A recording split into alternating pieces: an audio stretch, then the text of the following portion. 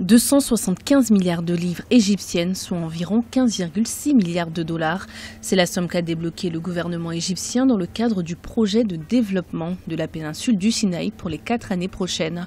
Ce projet vise également à lutter contre le terrorisme.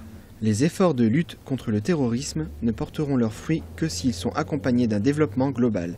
En conséquence, un programme national a été lancé pour développer le Sinaï avec un financement initial de 275 milliards de livres égyptiennes sur 4 ans. Cette annonce du gouvernement intervient après une nouvelle attaque terroriste contre une base militaire au centre du Sinaï qui a fait 8 victimes parmi les soldats égyptiens ainsi que 15 blessés.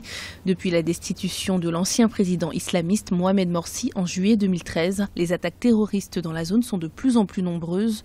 En novembre dernier, c'est la mosquée de la ville d'Arish dans le nord Sinaï qui a été attaquée, causant la mort de plus de 300 musulmans et une centaine de blessés. Le terrorisme se nourrit de toutes les frustrations et les inégalités qui marquent un certain nombre de pays. Le Sinaï est une région extrêmement à l'écart du développement de l'Égypte notamment, et je pense que cette région a besoin de cette action, je dirais, pharaonique. Réélu en mars 2018, le président égyptien Abdel Fattah al-Sisi a ordonné aux forces armées d'éradiquer le terrorisme dans le Sinaï dans un délai de 3 mois.